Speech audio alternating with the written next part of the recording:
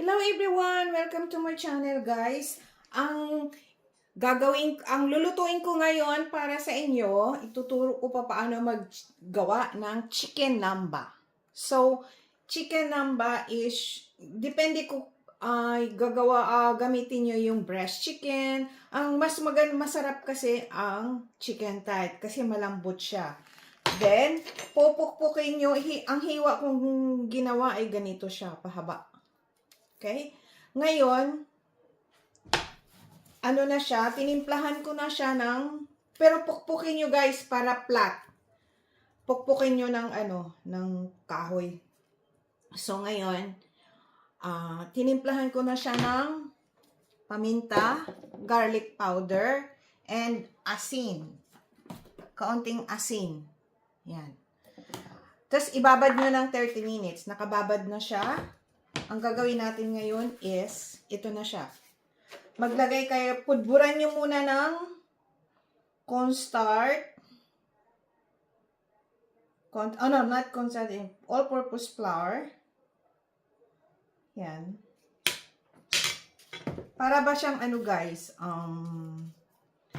para ba siyang tonkatsu, pero para ba siyang chicken katsu, pero ito naman wala siyang breadcrumb.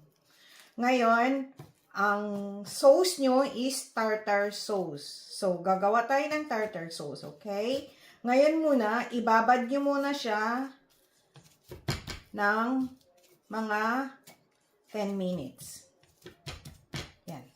Ganyan. So, next, ang gagawin natin is isang itlog. Ngayon, mga 3 tablespoon ng harina. Okay? Try muna natin ang 3 tablespoon ng harina. And, lagyan nyo siya ng garlic powder. And, paminta. Okay? So, mix nyo guys.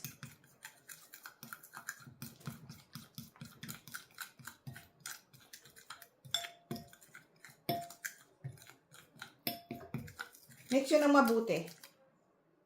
Ganito siya guys. Na-mix nyo ng mabuti. And ilagay nyo na dito yung chicken. Wait lang. Guys, 6 na ganito kahiwa. Ito lang good for 2 person na siya. Okay? Ngayon yung ginawa nating itlog at saka hinalong harina na meron siyang garlic powder at black pepper. I-mix nyo siya guys ha. Kasi iprito natin siya ng deep fried. Okay? Yan. Iprito natin to siya. Ngayon, pag naprito na, bago iprito, ibabad nyo muna ito ng 30 minutes para mag-absorb ang lasa ng garlic powder doon sa chicken. Garlic powder at saka paminta. Yan. 30 minutes muna, babad.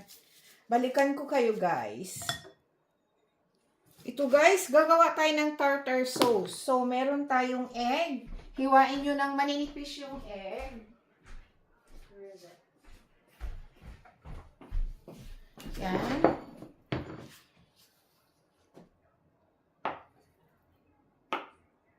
Ihanda nyo na yung mayonnaise nyo guys.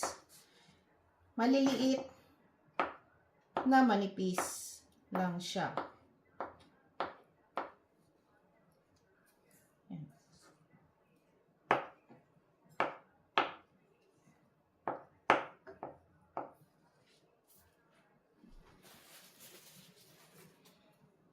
Tapos yung sibuyas, white onion, ihalo nyo sa tartar sauce na meron tayong pickles.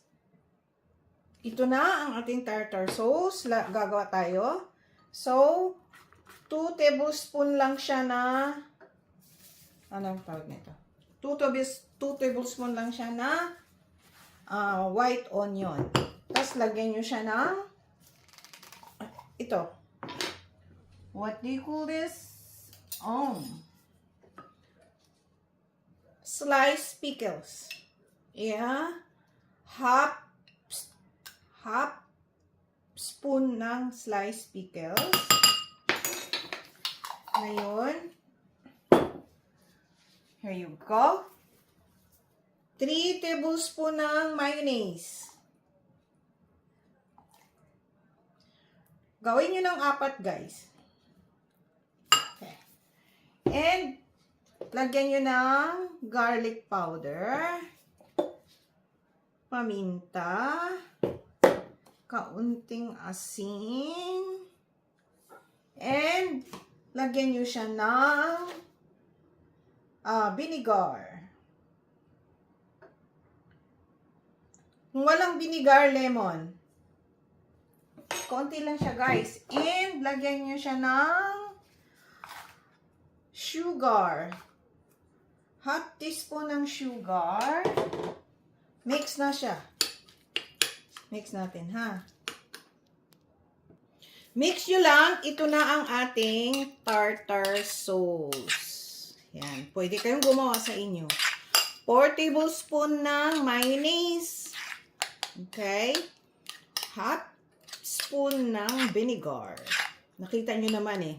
Lagyan nyo ng kaunting paminta at garlic powder at sugar. Tikman natin, guys.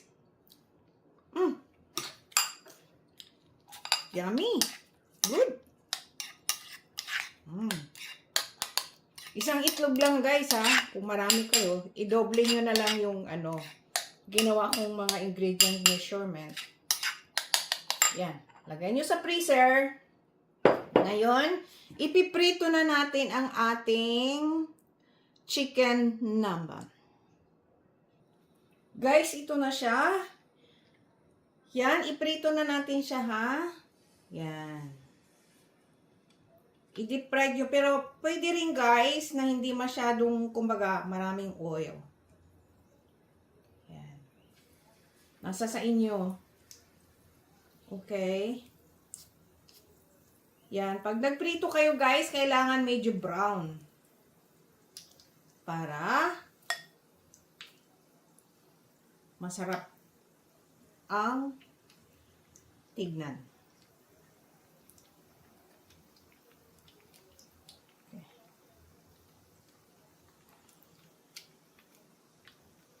Yan na muna. So, medyo brown siya, guys, ha? Iprito nyo. Wait lang. Medium heat lang siya, guys, ha? Pag tignan nyo.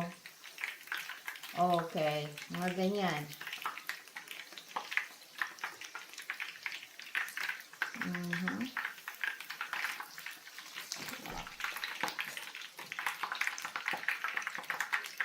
Nagpikit naman siya.